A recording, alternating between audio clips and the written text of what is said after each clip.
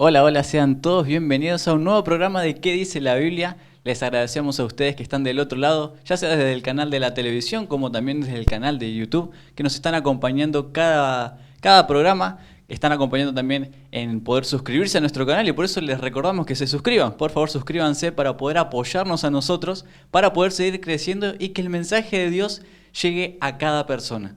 No tanto también en canal de YouTube, que es Perspectiva Siglo XXI, sino también en nuestras diferentes redes sociales que seguramente ahora van a estar apareciendo en pantalla. Les queremos pedir que nos puedan seguir y que puedan darle me gusta al contenido y también compartir nuestro contenido.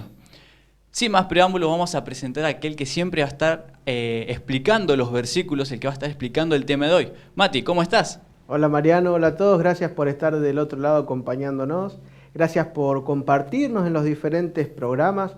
Estamos también, como Mariano les explicaba, recién les decía, en las diferentes redes. Lo importante es que ustedes puedan acceder a nuestro material, no solamente para que compartan con nosotros lo que les parece, sino que también puedan compartirlo con sus familiares, sus seres queridos, amigos. Podamos hacer de esto un trabajo en grupo para que Cristo pronto venga a buscarnos. Un trabajo que nos pueda llevar a una pronta vida eterna, ¿no? Que es lo que todos queremos. Un mensaje tenemos que dar, algo hay que anunciar. Y todo lo que tenemos para decir sacado de la Biblia nos tiene que traer esperanza y tenemos que entender que el mensaje es un mensaje de nueva oportunidad. Nunca fue la voluntad de Dios traer la palabra, su palabra, darnos su palabra para traernos angustia, dolor, miseria. Al contrario.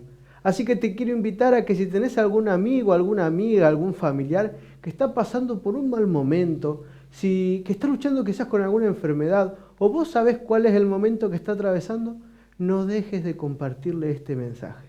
Un mensaje de esperanza, un mensaje de nueva oportunidad, un mensaje de que Cristo pronto viene.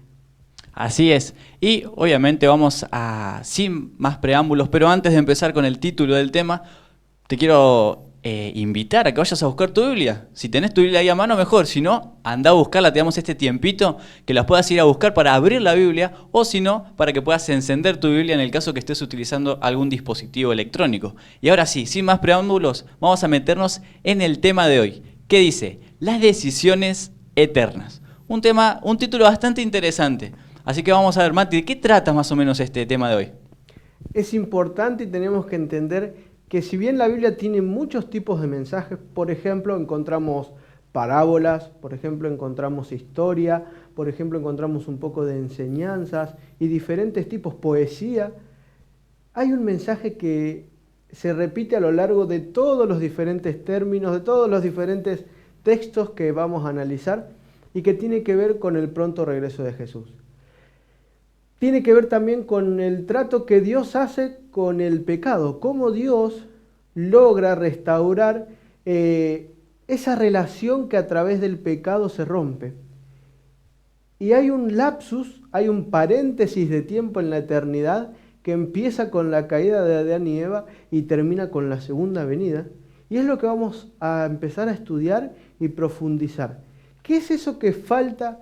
¿Qué es eso que todavía, cuáles son los acontecimientos que nos dice la Biblia que tienen que suceder antes que venga Jesús para que ya dejemos de sufrir, para que ya dejemos de pelear con problemas en este mundo? Y para eso vamos a ir a la primera pregunta, Mariano. ¿Qué es la lluvia temprana y tardía? Y te quiero invitar a que si todavía no viste el programa que el licenciado dio el sábado anterior, mañana va a tener uno muy especial, pero el que tuvo el sábado anterior, que está a tu disposición en el canal de YouTube, puedas acceder de manera totalmente gratuita, lo veas, porque ahora vamos a expandir, diríamos, un poco más este término que quizás alguna vez escuchaste. Lluvia temprana, lluvia tardía. Cuando uno va a la iglesia, cuando uno asiste a algún templo, muchas veces se escucha, ¿no? De decir, bueno, la lluvia tardía, que tenemos que pedir por la lluvia tardía, que tenemos que hablar de esto, pero muchas veces no sabemos qué es ni de dónde se saca. Y acuérdense que, como siempre les decimos, Dios utiliza siempre, por así decirlo de alguna manera, maneras didácticas y reales para explicar el reino. Jesús vino a mostrarle al mundo que había un Dios, que hay un Dios en el cielo que nos ama y que Él utiliza los diferentes podríamos decir, los diferentes sucesos que hay a nuestro alrededor para explicarnos. Y este es uno, el término de la lluvia temprana y la lluvia tardía. Y quizás hoy nosotros no entendemos mucho, porque nosotros no nos dedicamos al campo ni a nada de eso. Pero en la época de Jesús era muy común y estos términos eran muy utilizados. Si no, Mariano, ¿qué dice la imagen? Las estaciones de Palestina son principalmente dos. La lluviosa o húmeda, que se lo conocía como el invierno, desde el otoño hasta la primavera, y la seca, haciendo referencia al verano. Así es. Entonces, a ver, en el lugar donde se habla, Jesús se habla, es toda la zona de Palestina, lo que hoy conocemos como Jerusalén, Irak, toda esa parte, todo ese territorio. Y ahí las estaciones no son quizás como acá donde estamos nosotros en el hemisferio sur, que tenemos un día, una temporada de lluvia, otra temporada fresca, otra temporada fría, otra de calor, otra de no tanto calor. Ahí se dividía en dos partes, dos etapas. Una que era la lluviosa y la húmeda y otra que era la seca. ¿Pero qué tiene que ver esto con lo que estamos hablando? Bueno, vamos a ver lo que dice en la siguiente imagen. La gente del país espera ansiosamente la primer lluvia del otoño, llamada lluvia temprana, para que humedezca el suelo reseco a fin de poder arar y sembrar antes de que vengan las lluvias copiosas del invierno. La lluvia tardía, que cae hacia fines de la estación lluviosa, ayuda a madurar el grano inmediatamente antes de la cosecha de la cebada en la primavera. Entonces, para entender lo que significa la lluvia temprana y la lluvia tardía bíblicamente, proféticamente, tenemos que entender estos elementos en la naturaleza, porque es cuando sucede. Fíjense que hay dos tipos de lluvia, dice. La primera, que es la lluvia temprana, es necesaria que esto ocurra para preparar el suelo. ¿Sí? Acuérdense que hay solamente dos estaciones y podríamos decir, la estación anterior a la lluvia temprana es una temporada de sequía. Entonces se tiene que preparar el terreno para poder sembrar, para poder arar, antes que vengan las lluvias constantes durante el invierno. Entonces fíjense que podríamos decir entonces que la lluvia temprana es ese fenómeno meteorológico que permite a los campesinos sembrar. ¿Sí? Ténganlo en cuenta porque lo vamos a desarrollar en el programa. Luego, al final de esta temporada, la lluvia tardía era esa última tormenta, diríamos que es la que ayuda, ¿sí?, a madurar el grano. Esto ocurre inmediatamente antes de la cosecha, de la cebada en la primavera en general es.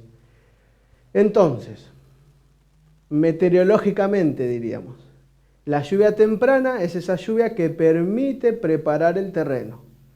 La lluvia tardía es la lluvia que ayuda a madurar el grano y prepararlo para la cosecha. ¿Sí? Cronológicamente, lluvia temprana, se siembra, crece, lluvia tardía, cosecha. ¿Entendemos? O sea, no nos vamos a poner a hablar de agricultura porque no es el canal rural, pero para que entendamos ahora esta imagen, este simbolismo, ahora lo vamos a llevar a la palabra de Dios. Porque como te digo, en la Biblia siempre Dios trata de hacer de manera didáctica lo que muchas veces es difícil de entender. Ahora, la lluvia temprana ya pasó, no pasó, tiene que pasar. La lluvia tardía, ¿cuándo viene? Eso es lo que vamos a estudiar a partir de ahora. Fíjense lo que dice Deuteronomio 11, 13 y 14. Si obedeciereis cuidadosamente a mis mandamientos que yo os prescribo hoy, amando a Jehová vuestro Dios y sirviéndole con todo vuestro corazón y con toda vuestra alma, yo daré la lluvia de vuestra tierra a su tiempo, la temprana y la tardía, y recogerás tu grano, tu vino y tu aceite. Y fíjense que las lluvias, tanto la temprana como la tardía, es un concepto que era bastante conocido en la zona donde lo que hablábamos hoy de Palestina. Y fíjense que tiene una relación directa con la obediencia. Porque si obedeciereis cuidadosamente mis mandamientos que yo te doy, amando a Jehová, sirviéndolo con todo tu corazón, dice, yo daré de vuestra tierra a su tiempo la temprana y la tardía. Entonces esto es un concepto que ya se conocía antes de Cristo, podríamos decir. Cuando se estaba gestando el pueblo de Israel, después de huir de Egipto, ya se hablaba de una lluvia temprana y una lluvia tardía. Acá estamos hablando de que Jesús lo iba a bendecir con estos fenómenos que permitían a ellos bendecir la tierra, pero tenía que primero venir del pueblo, ¿qué cosa? Obediencia y sobre todo aprender a amar a Dios, y en este caso se utiliza el término Jehová, que sabemos que es también se lo aplica al ángel de Jehová, Jesús, ¿no? Entonces, fíjense lo que dice, por ejemplo, Santiago 5:7. Por tanto, hermanos, tened paciencia hasta la venida del Señor. Mirad cómo el labrador espera el preciso fruto de la tierra, aguardando con paciencia hasta que reciba la lluvia temprana y la tardía. Ahora, sacando esto y trayéndolo a nuestros días, ¿no? ¿Se puede cosechar en ese periodo, ¿no? O sea, hablando de la cosecha y la siembra, ¿se puede cosechar un fruto sin que haya venido la lluvia tardía? No, porque todavía no está listo. ¿Sí? La lluvia tardía prepara el fruto para la cosecha. Y a medida que avance el programa vamos a hablar un poquito más de qué es cada cosa. Lo importante es entender este concepto. Fíjense que la Biblia entera habla de la lluvia temprana y la lluvia tardía. Por ejemplo, Jeremías 5:24 dice lo siguiente. Y no dijeron en su corazón, temamos ahora a Jehová Dios nuestro, que da lluvia temprana y tardía en su tiempo, y nos guarda los tiempos establecidos de la siega.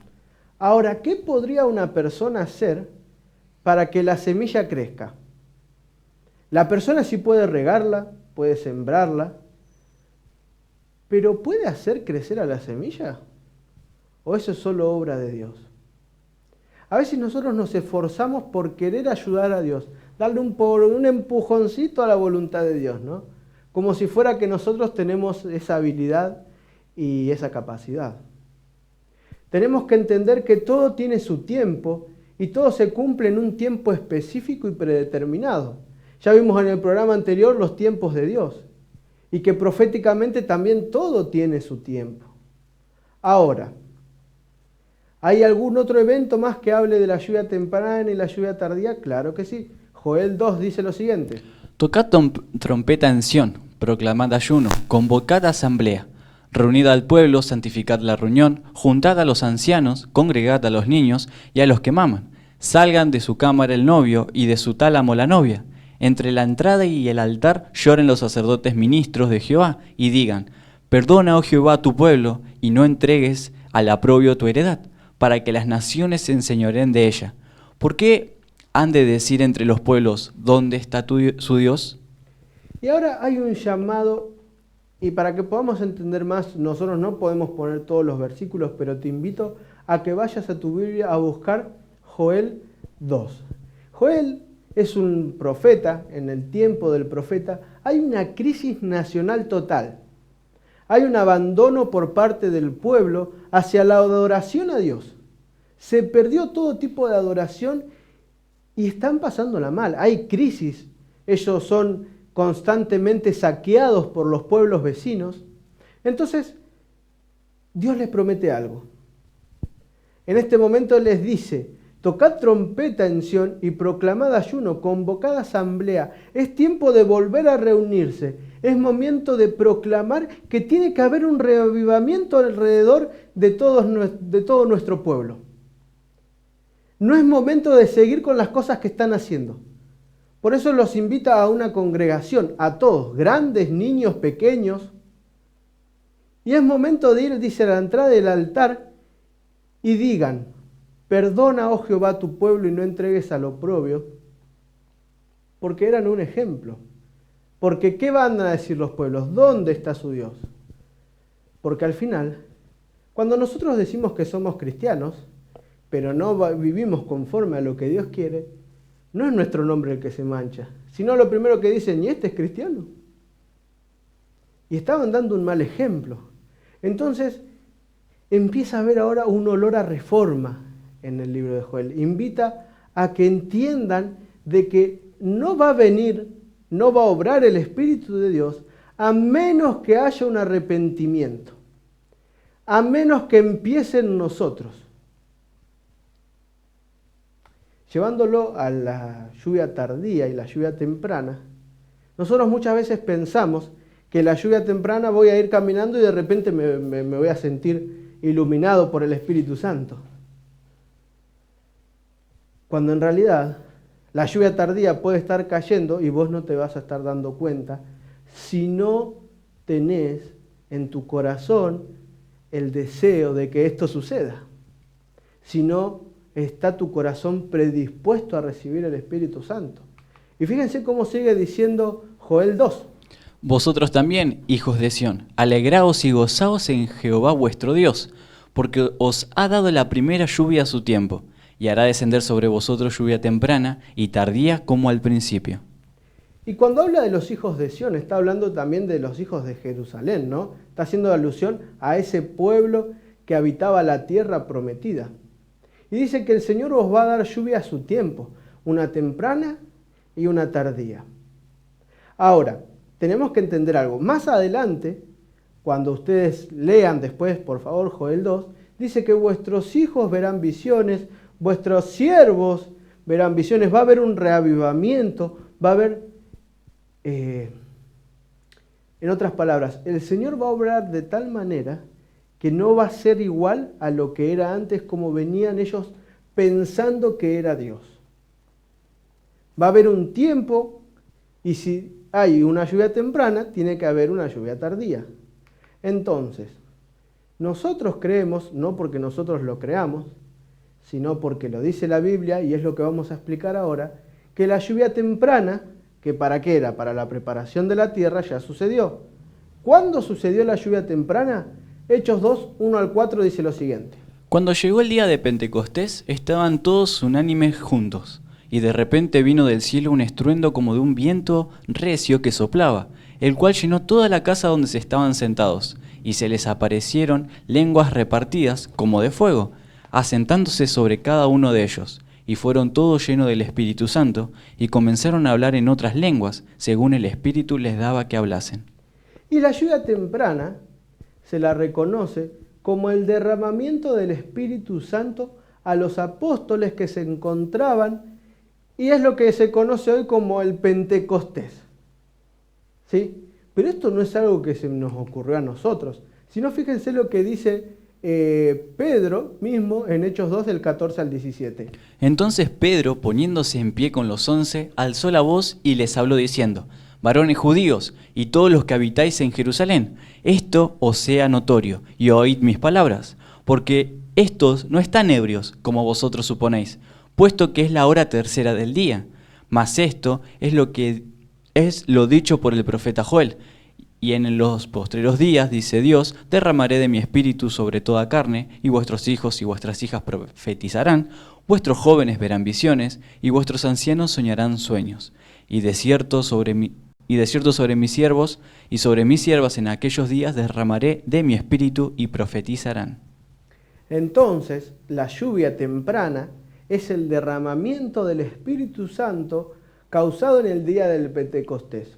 Un derramamiento de Espíritu Santo tiene que ver no con que, puedo hablar en lenguas y nada más, sino con que el Espíritu Santo interviene con un poder tal que la obra de Dios avanza sin importar las dificultades ni siquiera de la lengua. Porque en aquel lugar habían venido a escuchar personas de todo el mundo y no todos hablaban la misma lengua. Y yo les pregunto, ¿se acuerdan cuando hablábamos acerca de que los pescadores que había utilizado Jesús era una clase baja, social diríamos, y no había preparación? ¿Cómo podían ellos hablar en una otra lengua y que los entendieran? Y muchas veces nosotros creemos que la lluvia tardía, va a ser como la lluvia temprana que vamos a recibir, vamos a poder hablar en lengua y vamos a predicar y ya está. En realidad, la lluvia temprana es una intervención divina de parte de Dios, derramando el Espíritu Santo a aquellos que estaban permaneciendo unánimes, esperando la promesa, ¿sí? Porque no hubiese derramado el Espíritu Santo a menos que ellos no lo hubiesen estado esperando. Y ahora hay solo un objetivo: llevar el mensaje al mundo entero. Y muchos creemos que la lluvia tardía va a ser que el Espíritu Santo venga sobre nosotros y vamos a poder salir a predicar. Pero en realidad, el derramamiento del Espíritu Santo tiene que ver también con, podríamos decir, exponenciar nuestros dones al servicio del Señor. Es un derramamiento del Espíritu Santo que nos va a ayudar a poder trabajar en favor de Cristo y dar el mensaje al mundo entero sin importar las dificultades. Aquello que a nosotros nos falta, Dios nos va a dar la capacidad para poder seguir adelante. Y esa lluvia temprana sirvió para preparar al mundo entero, para preparar la tierra para la cosecha, para la siembra, perdón. Y díganme ustedes si después de este evento no se empezó a predicar por todo el mundo. ¿Acaso Pablo en una de sus cartas dice, yo ya no tengo más lugar porque prediqué a todo el mundo conocido, queriéndose ir para la zona de España? No se diversificó por todos lados la predicación. Y una de las principales causas por la que se diversificó por todo el mundo fue por la propia persecución que le hicieron a los apóstoles. Y nosotros muchas veces pretendemos que llegue la lluvia tardía sentados en casa sin hacer nada, esperando como que venga algo del cielo y por obra de Dios me den ganas de repente de trabajar para Él y predicar. Eso no va a suceder a menos que tengamos el mismo énfasis de comunión como lo tenían los apóstoles cuando se había ido Jesús. Y no quiere decir que no había miedo entre ellos, claro que había. Pero ellos esperaban esa promesa que Dios le había dado. Fíjense que dice Oseas 6:3.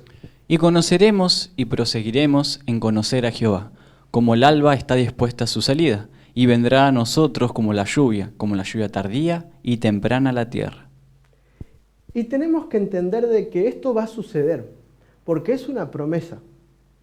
Y Pedro, en el Pentecostés, mientras todos se estaban burlando de ellos, él dice, no, lo que está sucediendo acá es la lluvia temprana que Dios prometió. Y lo prometió en Joel, capítulo 2, y ustedes después lean todo el capítulo, y hoy se está cumpliendo. Ahora, si en la naturaleza había una lluvia temprana y una lluvia tardía, ¿cuándo va a venir esa lluvia tardía?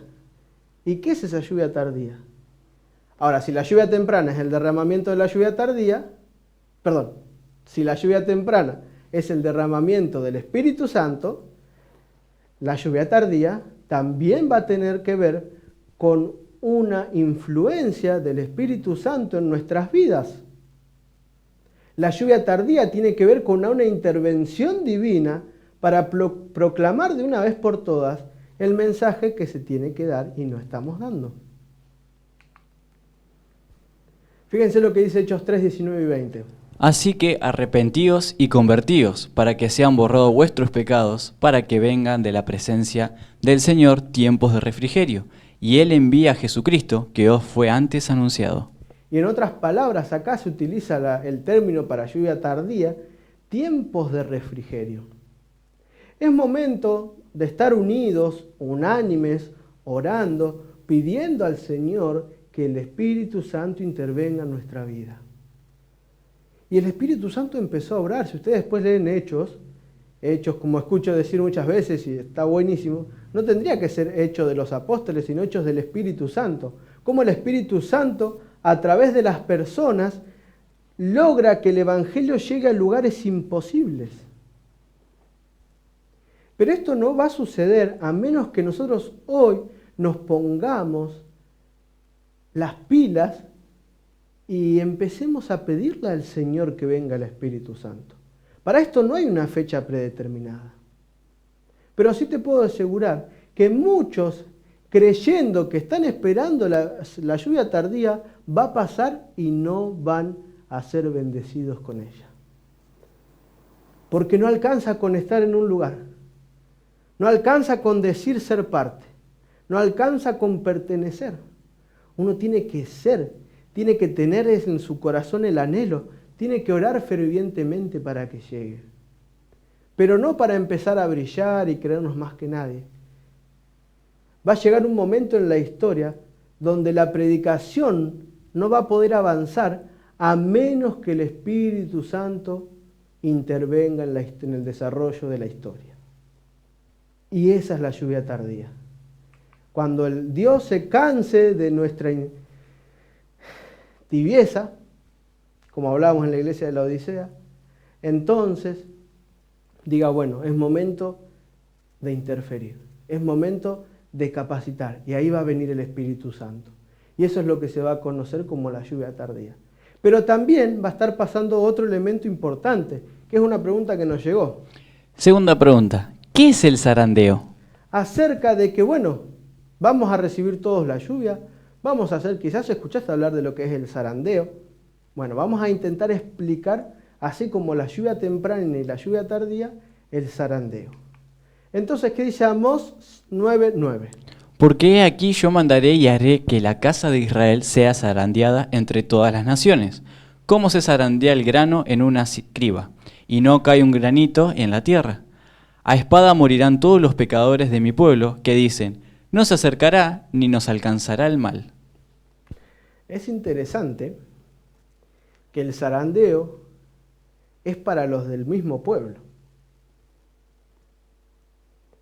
Porque muchas veces nosotros creemos que el zarandeo es cuando se divida a los cabritos de las ovejas, cuando estén los salvos por un lado y los impíos por otro lado, pero cuando Jesús venga.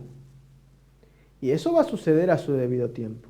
Pero antes de eso, tiene que haber un zarandeo. Dios tiene que probar a los verdaderos hijos de Dios. Dentro de la iglesia va a suceder. El zarandeo va a determinar quién está del lado de Dios y quién no. ¿Y por qué se utiliza zarandeo, el término este? Bueno, vamos a ir estudiando cada vez un poquito más. Fíjense lo que dice Jesús mismo a Pedro. Dijo también el Señor, Simón, Simón, he aquí Satanás os ha pedido para zarandearos como a trigo. Y una zaranda es una especie de rectángulo, ¿sí? Con una especie de rejas, donde el trigo, la cizaña suele crecer juntos, y también hay semillas buenas y semillas no tan buenas. La zaranda lo que permite hacer es, al ser sacudida, las semillas se van moviendo y por el mismo aire inclusive se van revoleando hacia arriba las semillas, y el mismo viento se encarga de separar las buenas de las malas. Entonces, el zarandeo tiene que ver con, ¿cómo decirlo? El zarandeo tiene que ver con la separación de aquellos que son verdaderos hijos de Dios de los que no. Y fíjense qué interesante, porque dice, he aquí Satanás os ha pedido para zarandearos como a trigo. Satanás no se va a quedar conforme con que vos digas ser cristiano. O quizás muchos se han bautizado y pensaron que, bueno, bautizarse era el fin de todos los problemas. Si no, fíjense, esto me hace recordar también, por ejemplo, al mismo Job, ¿no? Cuando dice que Satanás se le aparece, ¿no? Y Dios le dice, ¿has visto a mi hijo Job, qué fiel que es? Sí, pero él es fiel porque le va bien. Bueno, te dejo que lo toques, pero que no lo toques a él. Y empieza a perder cosas Job. Y Job sin merecer eso. Y nosotros muchas veces creemos que ser zarandeados tiene que ver con que Dios me está mandando pruebas. O Dios me pone esta enfermedad porque me está zarandeando. No tiene que ver eso con el zarandeo. Dios no nos tienta, Dios no nos pone pruebas. Él permite que las pruebas sucedan, porque sí nos tienen que servir para aprender. Pero el Señor no nos trae problemas. El Señor no quiere traerte problemas. Es lo mismo que vos agarres y le pongas algún problema a tu hijo para que aprenda, siendo padre. No sucede así, así no es la ley natural. Dios es amor. Pero el zarandeo es necesario para que se reconozca quiénes son los verdaderos hijos de Dios y quiénes no. Fíjense lo que dice por ejemplo, explicándoles un poquito de esto, del zarandeo, de la división, Jesús les explica una parábola. Y dice lo siguiente la parábola. Les refirió otra parábola, diciendo: el reino de los cielos es semejante a un hombre que sembró buena semilla en su campo. Pero mientras dormían los hombres, vino su enemigo y sembró cizaña entre el trigo, y se fue. Y cuando salió la hierba y dio fruto, entonces apareció también la cizaña. Y sigue diciendo la parábola. Vinieron entonces los siervos del padre de familia y le dijeron: Señor, ¿no sembraste buena semilla en tu campo? ¿De dónde, pues, tiene cizaña? Él les dijo: un enemigo ha hecho esto. Y los siervos le dijeron: ¿Quieres, pues, que vayamos y la arranquemos? Y dice: Y les dijo: no sea que al arrancar la cizaña, arranquéis también con ella el trigo. Dejad crecer juntamente lo uno y lo otro hasta la siega. Y al tiempo de la siega yo diré a los segadores: recoged primero la cizaña y atadla en manojos para quemarla, pero recoged el trigo en mi granero. Y se dan cuenta que acá hay una parábola donde se utiliza el campo, la siembra, la cosecha, al igual de todas las cosas que venimos estudiando, porque Dios se pone a pensar y trata de hacerlo de manera práctica, explicarnos las cosas. Pero saben que ni siquiera los discípulos entendieron. ¿Cuánto tiempo habían pasado con Cristo? ¿Cuántas enseñanzas habían recibido de Dios? Y todavía no tenían ni idea lo que Dios le estaba diciendo. Hay muchas cosas que yo todavía no entiendo y van a seguir pasando cosas. Así que, haciendo un paréntesis, déjame darte un mensaje especial. No importa si no entendés todo. Lo importante es que tenemos que preocuparnos por entender. No importa que quizás no hayamos terminado ni la primaria ni la secundaria, porque Dios nos puede capacitar. El derramamiento del Espíritu Santo tiene que ver también con eso, con que podamos entender cosas que por nuestra propia preparación quizás no podríamos entenderlas. Y fíjense lo que le piden los propios discípulos a Jesús. Entonces, despedida de la gente, entró Jesús en la casa, y acercándose a él sus discípulos le dijeron: explícanos la parábola de la cizaña del campo. No habían entendido nada. Y Jesús, en vez de decirles: otra vez, ¿cuántas veces le voy a... ¿Cuántas veces tengo que explicarle lo mismo? Nosotros muchas veces perdemos la paciencia muy rápido con las personas. Y queremos que por darle una hojita dos veces a la semana o explicarle un tema, ella ya tiene que cambiar su estilo de vida. Cuando en realidad tenemos que ser más pacientes, más tolerantes. No quiere decir que dejemos de explicar la verdad, pero si es necesario hay que explicar lo mismo de diferentes maneras hasta que se entienda. Porque el mensaje que tenemos que dar es un mensaje que nos tiene que llevar a tomar una decisión de vida eterna. Todas estas decisiones que se toman basándonos en la palabra de Dios tienen que ver con el destino de todas las personas. Por eso es importante tener en cuenta este punto y no enojarnos ni dejar de hablar porque a la primera no nos escucharon. Porque Dios tiene un mensaje que dar, pero si nosotros callamos, ¿quién lo va a decir? Entonces, con todo el amor del mundo, Jesús les dice: respondiendo él les dijo: el que siembra la buena semilla es el Hijo del Hombre. El campo es el mundo. La buena semilla son los hijos del reino, y la cizaña son los hijos del malo. Entonces, respondiendo él les dijo, y Jesús ahora le dice: bueno muchachos, les voy a explicar. Escuchen.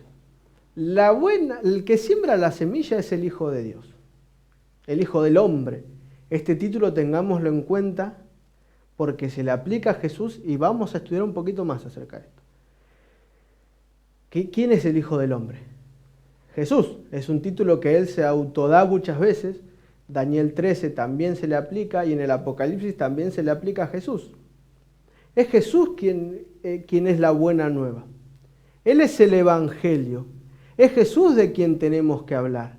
Es Jesús el que da una nueva oportunidad al mundo. El campo, dice, es el mundo. ¿De quién es el campo?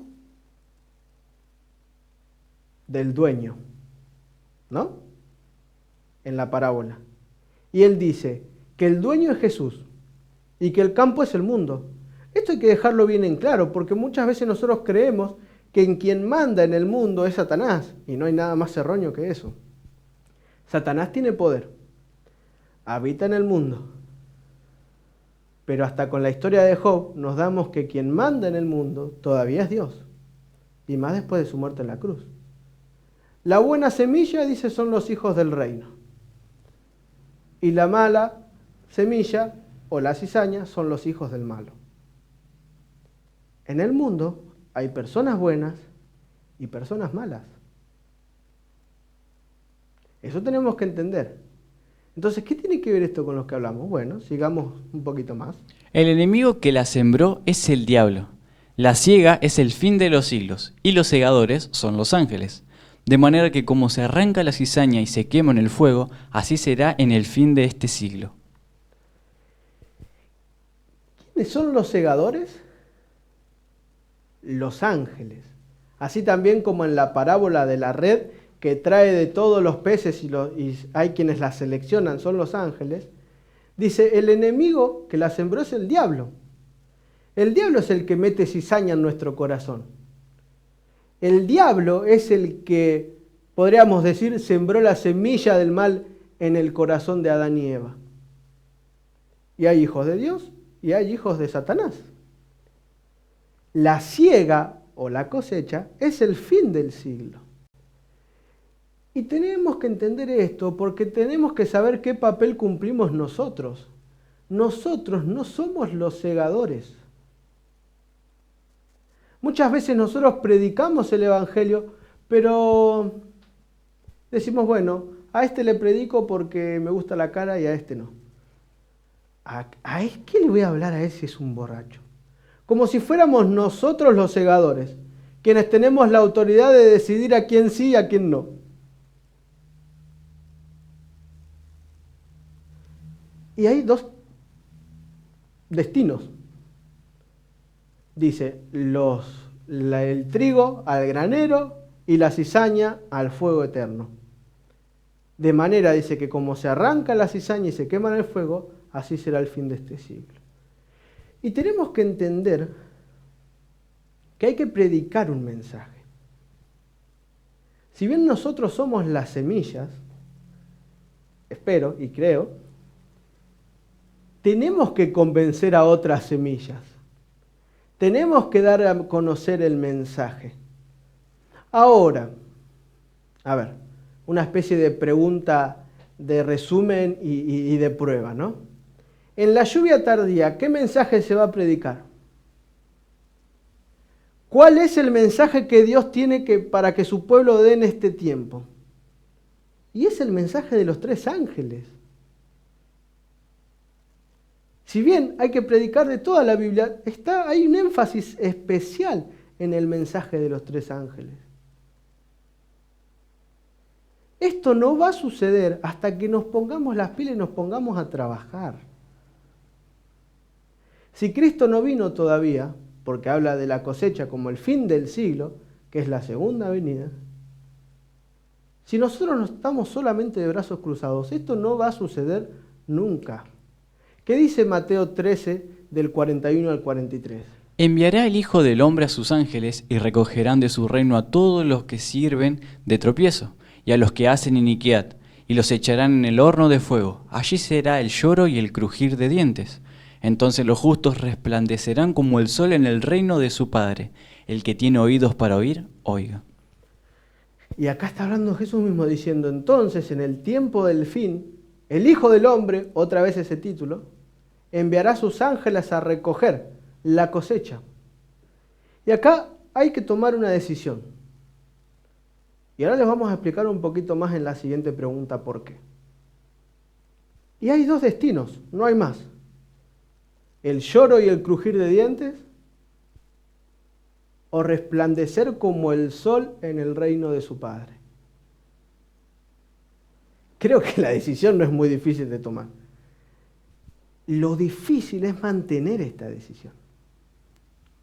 Y en el tiempo del fin, su pueblo mismo, el pueblo de Dios mismo, va a ser zarandeado, va a ser puesto a prueba, va a tener que pasar por momentos de crisis donde no va a saber si es salvo o no. Y quizás nosotros creemos que por ser hijos de Dios no vamos a tener más problemas. No hay nada más erróneo que eso. Pero sí te puedo asegurar de que si en el mundo vamos a tener aflicciones, Cristo nos va a acompañar en cada paso que demos. Entonces, última pregunta del programa de hoy.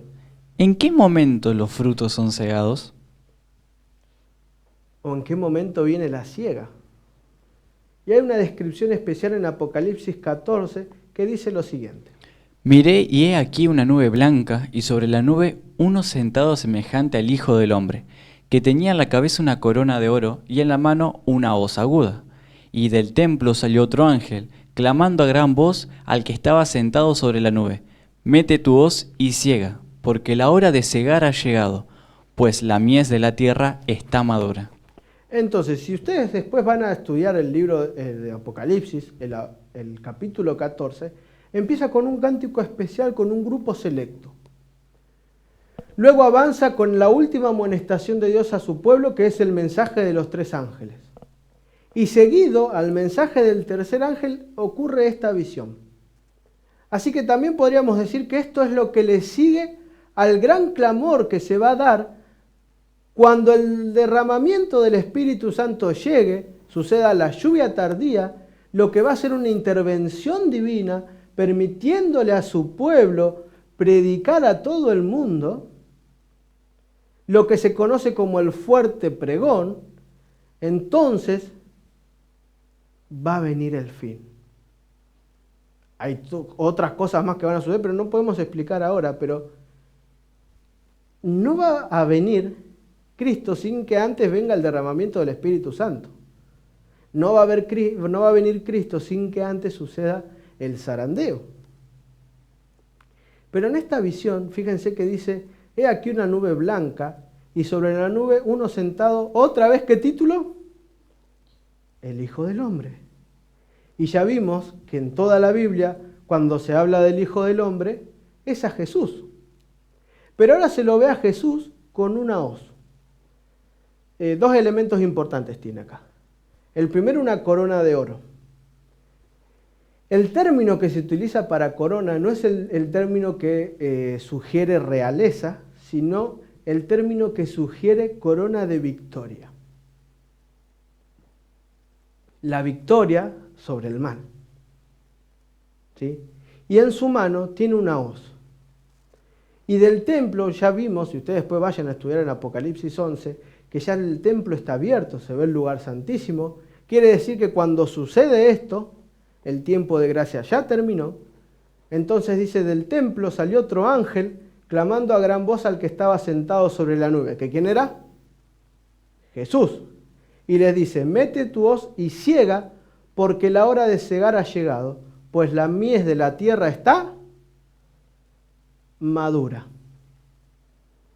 Retrocediendo un poquito. Para que en el campo, ¿sí?, el fruto o la mies, que es el grano que está para cosechar, esté maduro, ¿qué tenía que suceder primero? La lluvia tardía.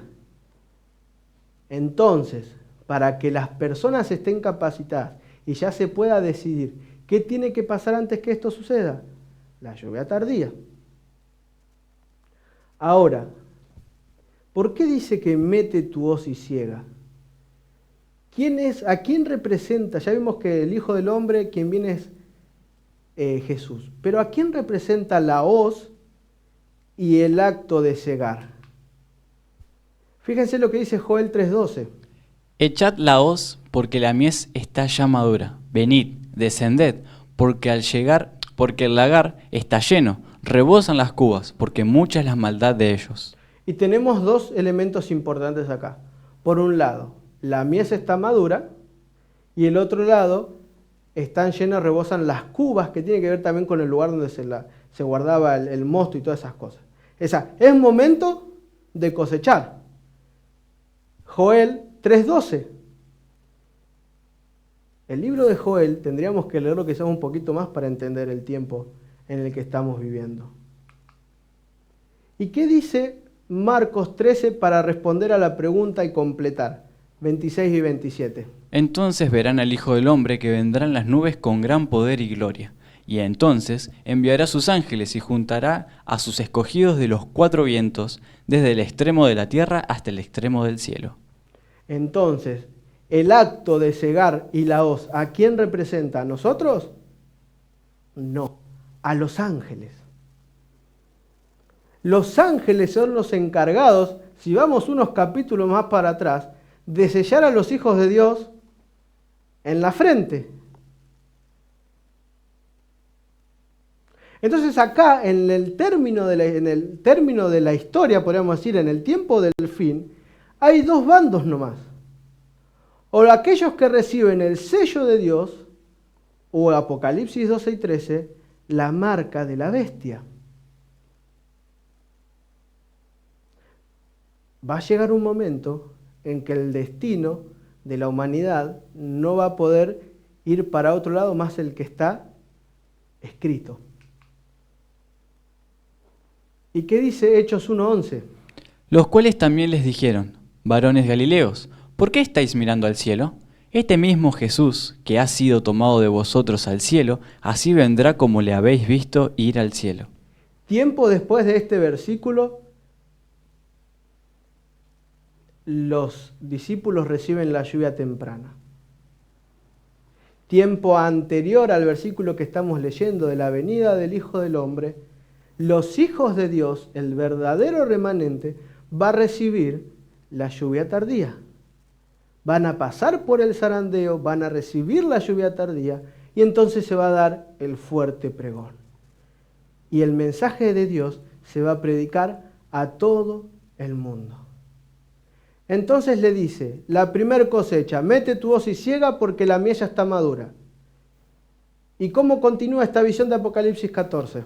Y el que estaba sentado sobre la nube metió su hoz en la tierra, y la tierra fue cegada. Salió otro ángel del templo, que está en el cielo, teniendo también una hoz aguda. Entonces dice, la tierra fue cegada. Y después de esto sale otro ángel, dice. Pero si la mies ya fue cosechada, ¿para qué sale otro ángel? Que no es el mismo mensaje, el mismo que da el mensaje de los mensajes de los tres ángeles. Con una hoz aguda. Y sigue diciendo. Y salió del altar otro ángel, que tenía poder sobre el fuego, y llamó a gran voz al que tenía la hoz aguda, diciendo: mete tu hoz aguda y vendimia los racimos de la tierra, porque sus uvas están maduras. Y el ángel arrojó su hoz en la tierra y vendimió la viña de la tierra, y echó las uvas en el gran lagar de la ira de Dios. Y fue pisado el lagar fuera de la ciudad, y del lagar salió sangre hasta los frenos de los caballos, por 1600 estadios. Entonces, explicando ya el final, diríamos, de esta visión. Tenemos una cosecha de la mies, de los granos que ya estaban maduros. Pero ahora hay una segunda cosecha. Ahora ya no se habla de la mies, sino de una vendimia de los racimos porque las uvas están maduras. Ya acá no hay tiempo de decidir. Ya cada uno decidió seguir a Cristo o no. Ya se separó el trigo de la cizaña. Esta es otra manera de separar el trigo de la cizaña, otro término. Entonces el ángel arrojó su hoz, dice, en la tierra, y vendimió la viña de la tierra y echó las uvas en el lagar de la ira de Dios. Entonces, en esta visión que estamos hablando, uno puede ser o grano o racimos de uvas. Los granos que van a recibir el reino eterno. Las uvas, los racimos de la tierra, estas uvas maduras, ¿a qué representan? Aquellos que reciben la ira de Dios. Y aquellos que reciben la ira de Dios, ¿quiénes son? Aquellos que deciden no seguir a Cristo. Y fíjense que después en el 20 dice que fue pisado el lagar fuera de la ciudad. Tiene que ver también con una profecía anterior. Y del lagar salió sangre hasta los frenos de los caballos por 1600 estadios. 1600 estadios son aproximadamente 300 kilómetros. 300 kilómetros es aproximadamente lo que mide Palestina, por lo cual los que estudian la Biblia dicen que tienen que ver con que en ese lugar va a ser un lugar de guerra, ¿no? Y el tema la figura de que el lagar salió sangre hasta los frenos de los caballos, tiene que ver no tanto con una idea que encontramos en la Biblia, sino en lo que se llama un libro apócrifo, que es una figura sacada del libro de Primera de Enoc. Si bien no es un texto inspirado, sí era algo que la gente conocía en aquel entonces. Y este caballo que iba caminando con la sangre hasta la cintura representaba lo que sucedía el día de la venganza de Jehová. Cómo las naciones iban a sufrir a mano del victorioso Salvador y Mesías. Entonces el pueblo entendía que esto se tenía que ver, una alusión a cuando Cristo diera a cada uno, para ellos no era Cristo, sino era el Mesías, nosotros hoy sabemos que es Cristo, a cada uno según sea su obra. ¿Y por qué decimos que las uvas son los injustos? Fíjense lo que dice Isaías 63 del 1 al 4. ¿Quién es este que viene de Edom, de Bosra, con vestidos rojos? Este hermoso en su vestido, que marcha en la grandeza de su poder. Yo, el que hablo en justicia, grande para salvar.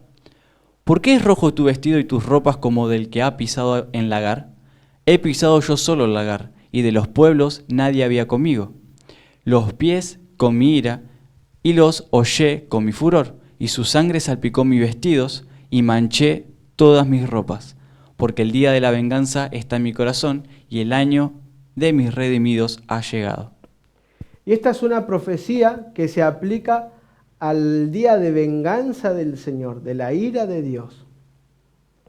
Y se dan cuenta que aquellos que son pisados en el lagar tienen que ver con aquellos que tomaron decisiones para muerte eterna. Y entonces, llegando ya al final del programa, déjame decirte y déjame dar una especie de conclusión a lo que venimos hablando. Hablamos acerca de la lluvia temprana, la lluvia tardía, el zarandeo, la cosecha. ¿Y cómo se explica todo esto? La lluvia temprana ya sucedió. Pasó en el Pentecostés, allá con Pedro y los discípulos. La lluvia temprana era lo que preparaba la tierra para la cosecha. Y la tierra ya fue sembrada. Ya la primera parte pasó. Ahora falta que llegue la lluvia tardía para madurar los frutos. La Biblia no explica bien el tiempo exacto, con fecha, pero sí tenemos que entender que tenemos que pedir la lluvia del Espíritu Santo y no la vamos a recibir a menos que estemos constantemente pidiéndolo. A menos que seamos conscientes de que necesitamos que el Espíritu Santo obre en nuestra vida, que nos transforme y nos capacite para poder servirle como Él quiere y Él sabe que es mejor. Entre ese periodo, pronto a que llegue la cosecha, el pueblo de Dios va a ser zarandeado. Se va a llegar un momento en que se van a dividir los buenos y los malos. Y nosotros creemos que por ahí el zarandeo es solamente para los de afuera. Tenemos que tener en cuenta que quizás nosotros hoy estamos pasando por la zaranda. Dios está probando nuestra fe. Entonces va a llegar un momento que debido a la tibieza del pueblo de Dios, vamos a ser de manera repulsiva a Dios por no querer trabajar para Él, que Él va a tener que interferir en la historia y va a tener que derramar su Espíritu Santo otra vez de manera especial para que el mensaje se dé. Una vez que la lluvia tardía pase, llegue, se va a predicar el fuerte pregón, se va a predicar al mundo entero. Entonces, Apocalipsis 12 y 13 se va a cumplir con más poder. Y la bestia y su imagen, que ya sabemos quiénes son, estos poderes políticos, van a atacar al pueblo de Dios. Y vamos a pasar por pruebas, pero el Espíritu de Dios nos va a dirigir. Y va a llegar un momento en que ya esto no va a ir para más. Y Dios va a decir, hecho está desde el trono. Pero esto no va a suceder hasta que completemos la predicación del mensaje de los 3 ángeles.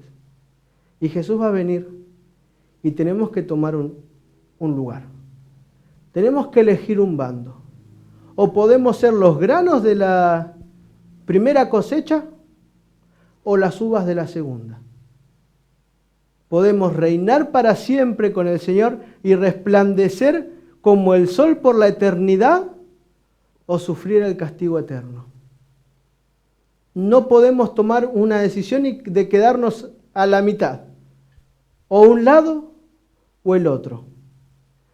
Es ahora el momento de decidir. Es ahora el momento de elegir.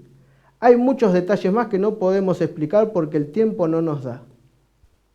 Pero sí decidimos explicar estos elementos. Y conociendo esto, ¿qué vas a hacer? Sabiendo que Cristo pronto va a venir, que necesitamos el Espíritu Santo en nuestro corazón, que tenemos que dar a conocer el mundo, que Cristo pronto viene. ¿Qué decisión vas a tomar? ¿A quién vas a elegir servir? ¿Qué querés recibir? ¿El sello de Dios o la marca de la bestia? Dios quiera que decidas servirle. Dios quiera que decidas ponerlo a Él en primer lugar y entender de que todo lo que venga quizás no sea fácil, pero nunca va a ser solo, porque Dios te va a acompañar y promete acompañarte hasta que Él venga a buscarte, a dar a cada uno según sea su obra. Dios quiera que decidas por Cristo de hoy para la eternidad. Tenemos una decisión que tomar, una tarea que realizar. Ahora la pregunta es, ¿qué vas a elegir, no? Hasta acá es el programa de hoy. Muchísimas gracias por estar acompañándonos. No se olviden que la programación sigue el día de mañana a cargo del licenciado Rubén Ar. Y les agradecemos a ustedes que están del otro lado cada viernes apoyándonos y siguiendo con este programa. Le damos las gracias a Matías López, que estuvo acompañando en la explicación de los versículos, a Nico, que estuvo también acompañando con los controles para que salga todo bien, y yo, de que les habla, Mariano Whitman, un apellido medio complicado. Les mandamos como perspectiva un saludo grande y que Dios los bendiga mucho.